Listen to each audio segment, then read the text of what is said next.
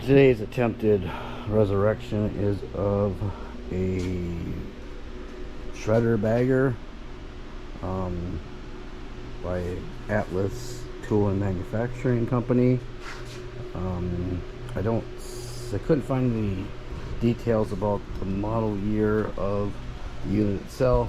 The motor appears to be a 1972, but it looks like a 3 horse, yet it's advertised here as a 5 horse, so my assumption is somebody has actually changed the motor on. Speaking of motor, the reason it's down and not running is a lack of compression, so we'll have to look into see what's causing those problems and see if bring it back to life. Let's pull this feeder unit off and see what's going on there. What's going on down inside there.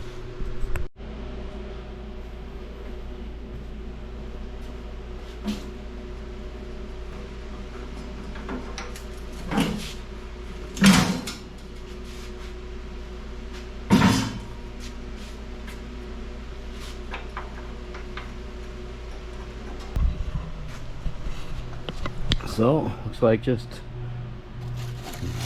got lawnmower blades. Ooh, okay. Some sort of a multi-bladed unit, and they are very dull, sharpened. So,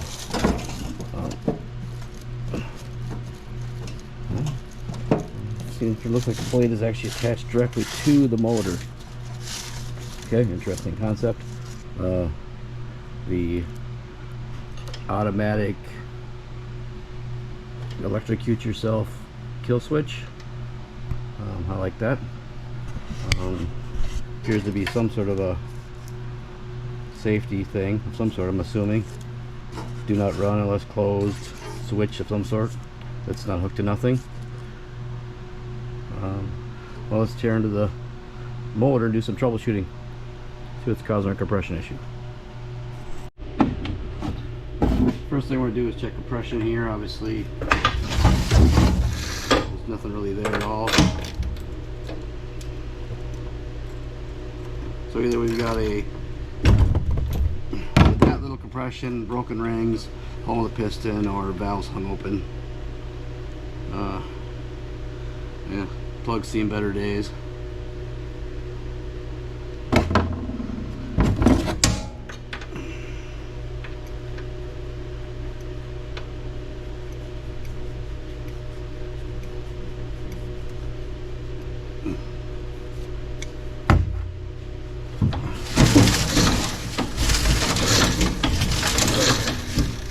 So, absolutely zero. So, we got either valves hung open or no piston. Let's pull the head off it and see what we find.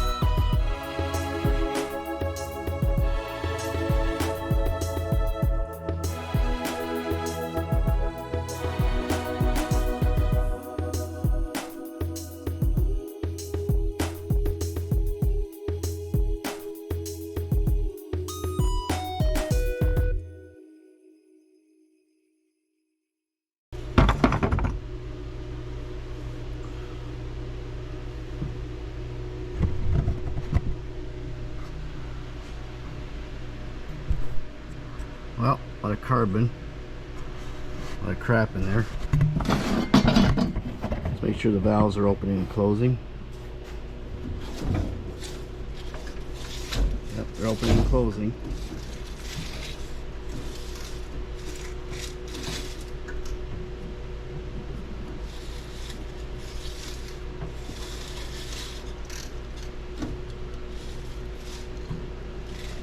But a valve lash issue. If I zoom in here, if you can see that, but the valve's not seating.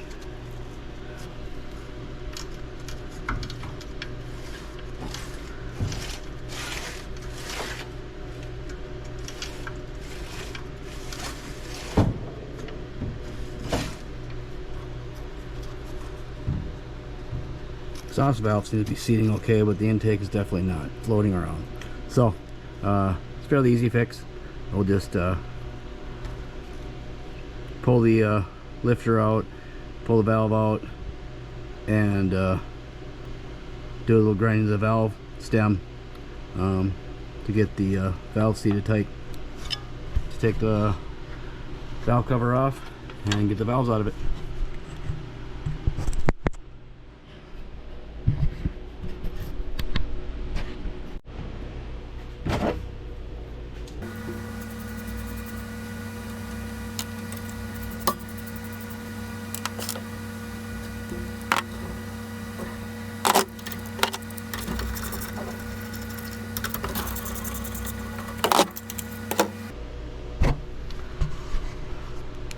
Alright, so that looks okay, but let's get out the feeler gauge and validate the valve lash is the issue, which I'm sure it is, but we'll get it out anyways. So off camera did a quick check, 12 thousandths lash on the exhaust, and as we suspected, 0 on the intake. And even in a closed state, you can, you know, there's 12 thousandths of gap on the valve. So let's pull the valves out of this thing, and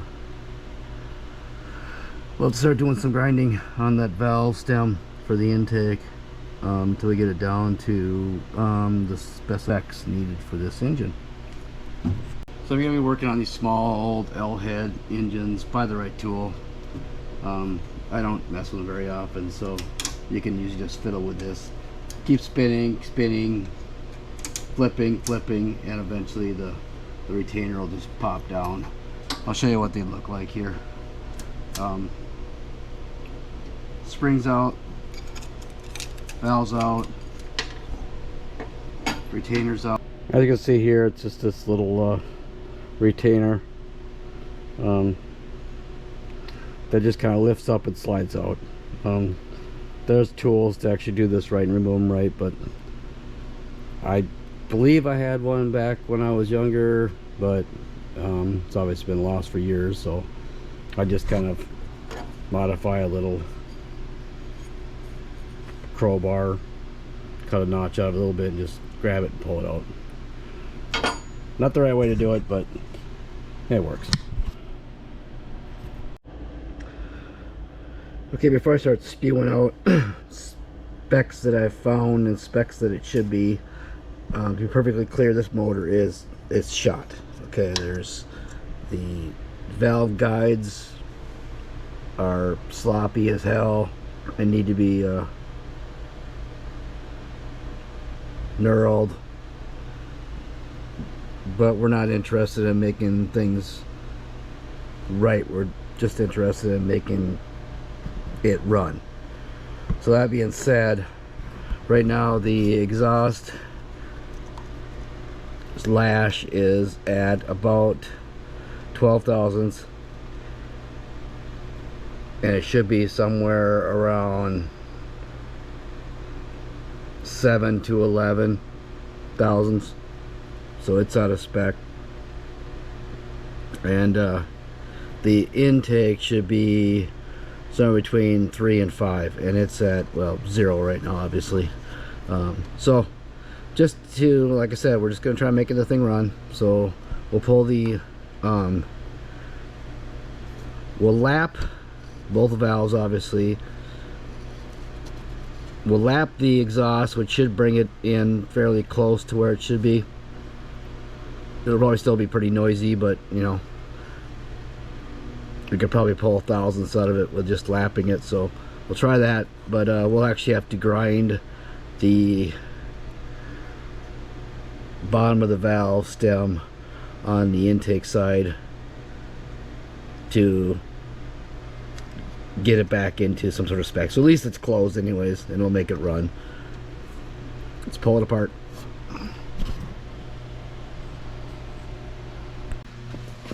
Cheating.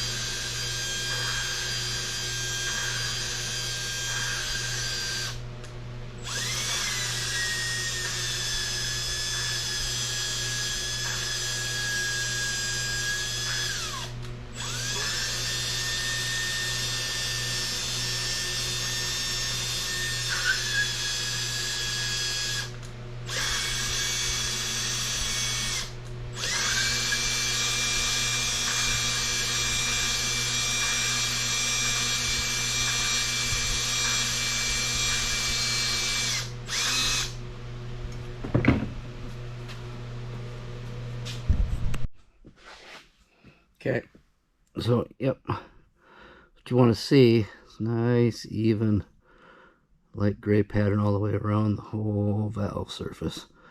That's a very well lapped valve. Engine's still a piece of shit, but it'll have a nice lapped exhaust valve in it.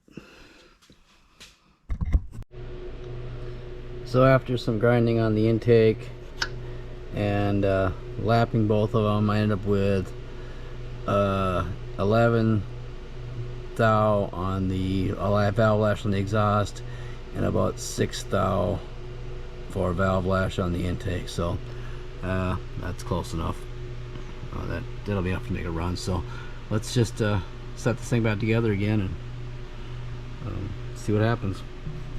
So if you're gonna do this the wrong way, like I'm doing it, with basically screwdrivers and pry bars, what I usually do when I set this in here, I put a little white mark on the inlet side of the clip, so you're aware of where it's at, because it's important when you go to pry it up that you're either pushing or pulling, depending on what direction that little indent is that you need to slide the valve stem through. So that's my trick to it.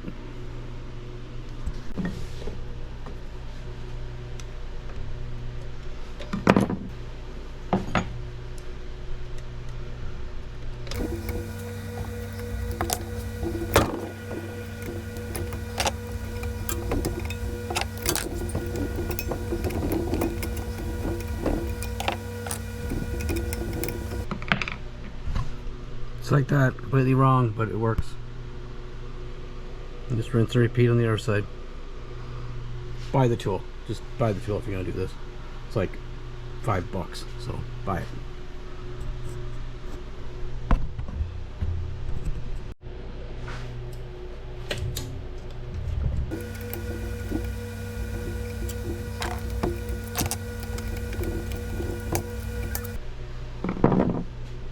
Second one in. Get the valve cover back on the thing and get the head back on, see if we got anything for compression. Alright, valve cover's back on. Little silicone, reuse a gasket. But before we go any further with putting the rest of this back together again, I do want to get the carburetor taken apart and soaked. I don't know how long it's been sitting, and it takes a few minutes to dismantle it and soak it. Let's just do that. And then I could soak while we're putting that back together again. Well, that spark plug we pulled out earlier, that was all kind of crapped up. Just sandblasted it, cleaned it off, re-gapped it, and we'll reuse it. I'm not much for replacing these old copper plugs, so you just clean them up and reuse them again. It'll be just fine.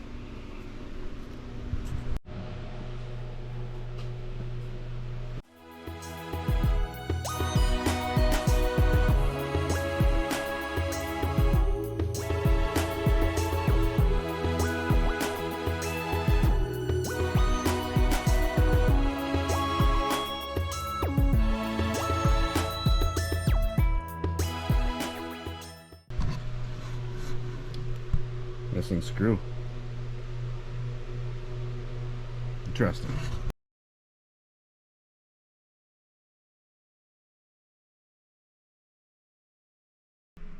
Wasn't sure if it ran before, but I always just check to see what the needle was set to before I take it out. 2 out.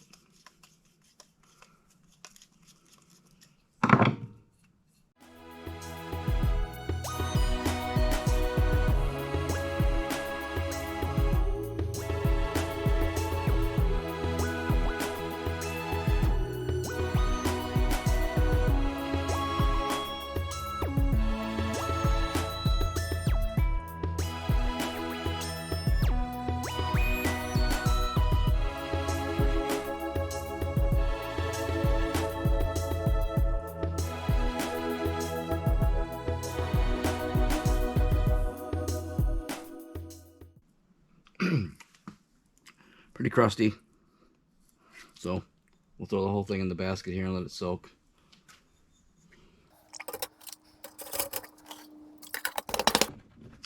Again, keep that stuff out of there, especially if you're going to reuse it.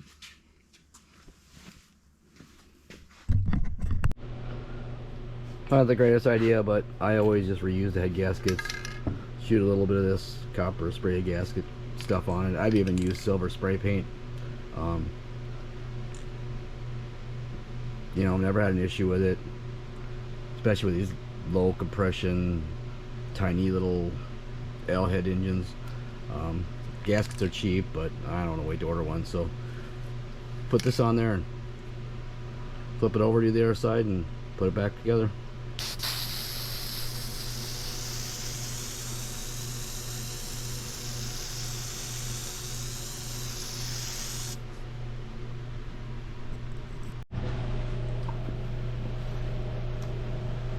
Regardless of how crappy your motor is or how good it is, you always want to put some sort of a assembly lube on your torqueable fasteners. Just makes for a cleaner reading on your torque measurements when assembling it. I just use grease generally on my little stuff.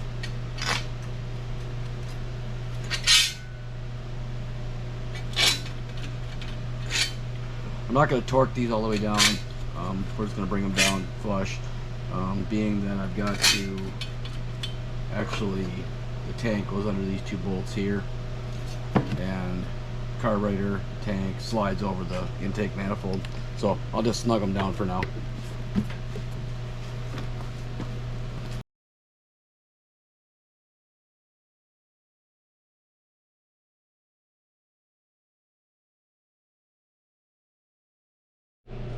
Changed my mind. Let's torque these down so we can do a compression test on this thing and see if it actually fixed the problem before I put anything else on it. Good idea.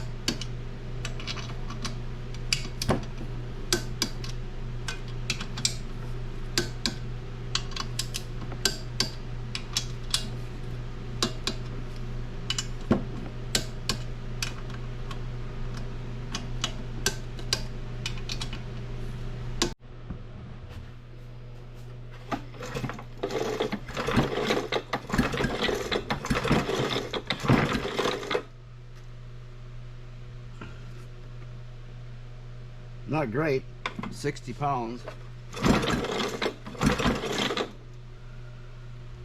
but that's probably enough to make a run.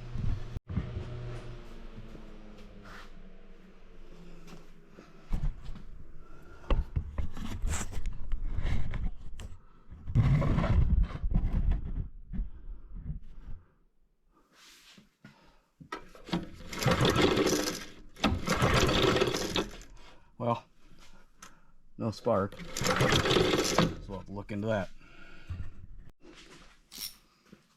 Let's get this flywheel off, see what's going on.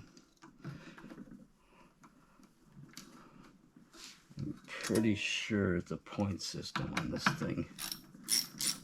Pretty sure. It's a 72, so yeah, pretty sure it's a point. Somebody might have converted it, but different flywheel and coil, but let's take it apart and see what happens. That's what we got going on. Okay, not the right way to do this, obviously. Risking breaking off fins on the flywheel.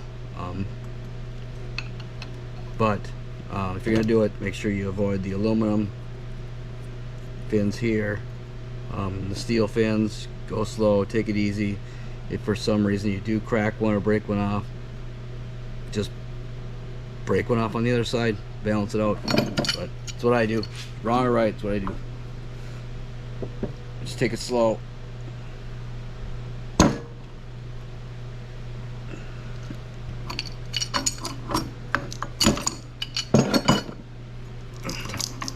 Off it goes. Okay, don't do this either.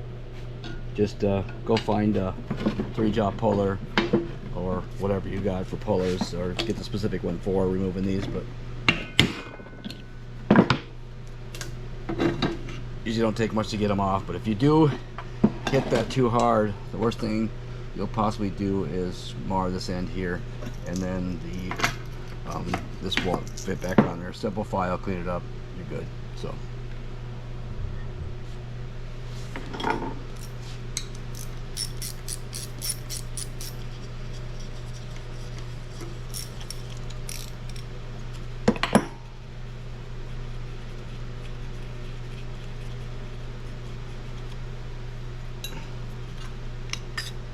Yep, points.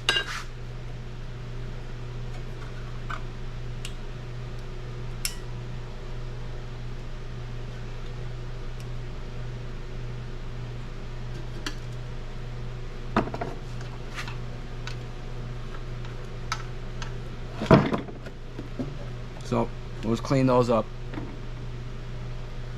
Put it back together again.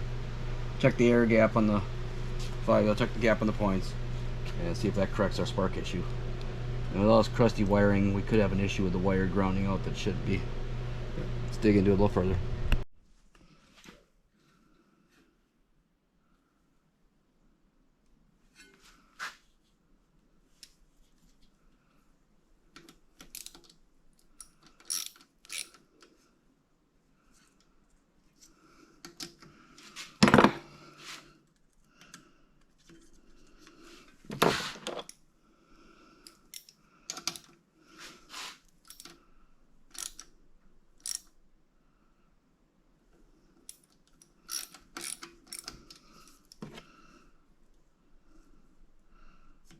$20,000s.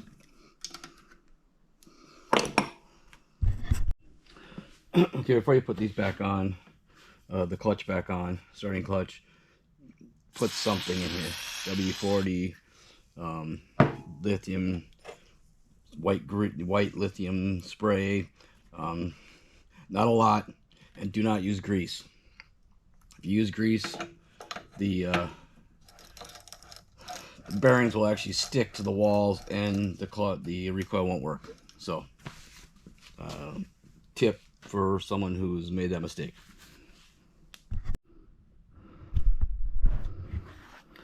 Alright, set the air gap. We're going to set it about 12. It's a little tight right now, it's about 9. Should be a minimum of about 10. This could be kind of a pain in the butt, especially when you're dealing with the magnetic side of the flywheel. So you try getting off that. I generally just get one side, snug it a little bit.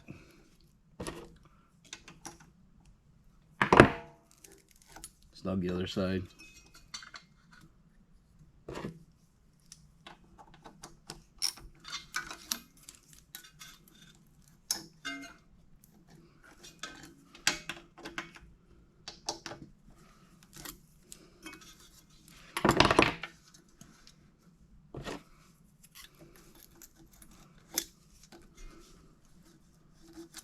Okay, I'll call it good. Now let's get these wires out of the way just to make sure that not one of them is in a grounded state somewhere. What a mess. Okay. Yeah. Let's see if we got spark now. Alright, spark's back. So we can move forward with the rest of the reassembly. Alright, carburetor cleaned, well, soaked, cleaned. I don't know that it's going to work though. This little diaphragm is looking pretty scabby, but we'll throw it back together again. The diaphragm is actually accessible while the carburetor's on the engine, so if it doesn't work, we'll order a kit and replace that. So let's put it back together.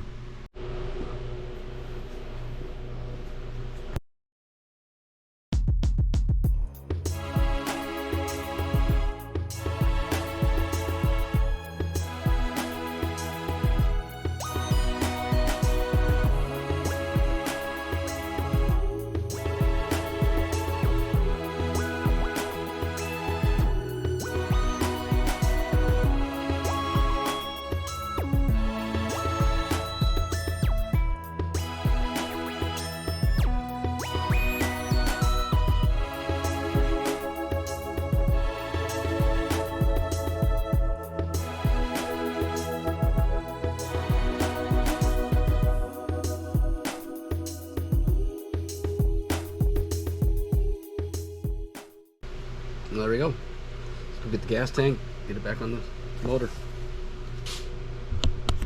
So I had mentioned earlier that thought I was missing a screw, but apparently that wasn't the case.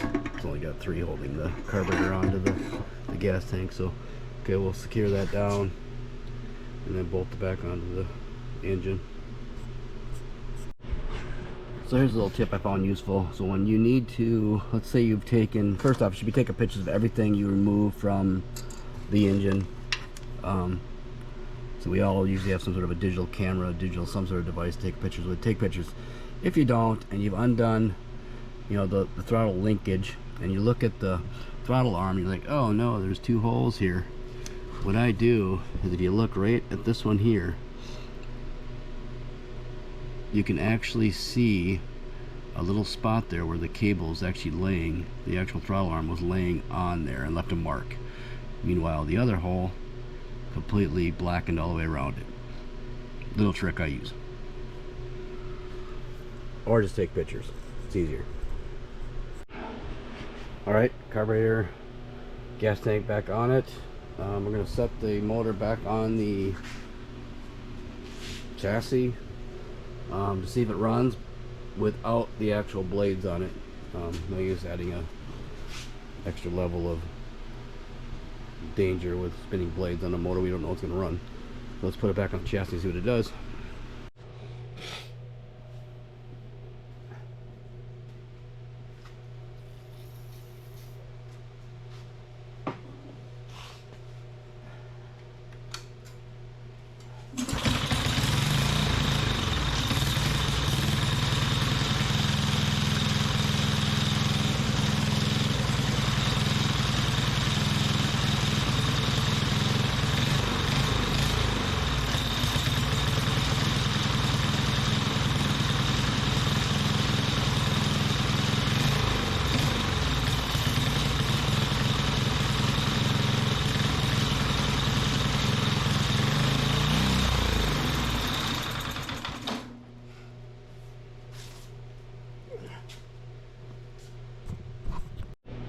Alright, so it runs.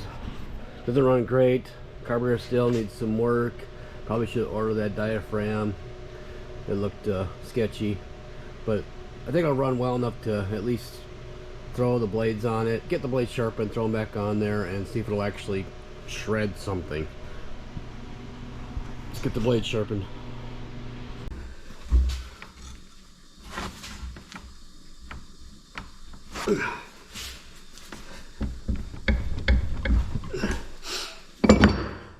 Good idea, let's just sharpen them all around the shaft.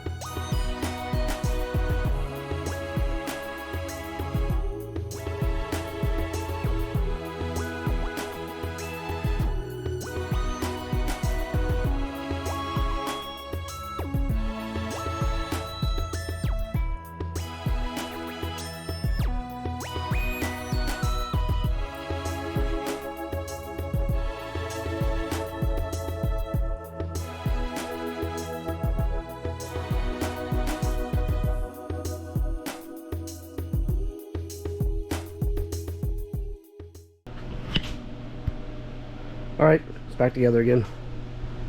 Now I'll have to go put some more fuel in it, drag it outside, and see how this thing shreds. Won't be doing a lot of bagging, but I guess we can make a mess in the yard with it. Alright, so we got it up, back together again. It's running, blades are sharpened. So let's see what it can do as far as shredding goes. I believe its initial purpose was for mulching and bagging leaves.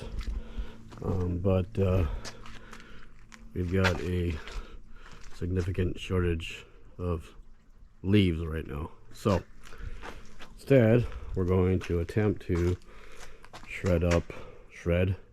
mulch up an old hay bale, because it was here, and we got some small sticks. I don't think it's designed to mulch up sticks, but we'll stuff them down there and see what happens. It turns out I lied. Oh, not lied, but my concern about whether or not it could actually grind up branches. It can. Turns out there's instructions on the unit. I usually don't read instructions, so that's why I miss it. But there you go. It does do branches, and I'm assuming that's the feed spot there. So we'll try it.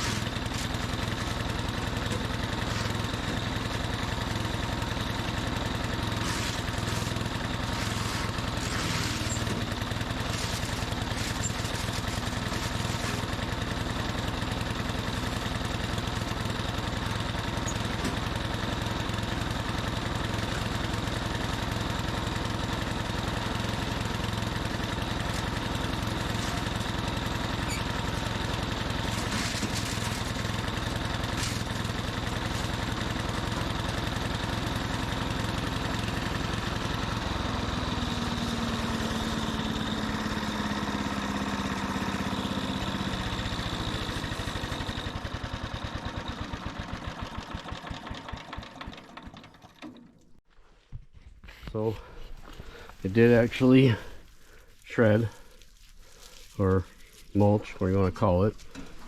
Took care of the little branches just fine. I think it could take a little bit bigger than what I was sending through it.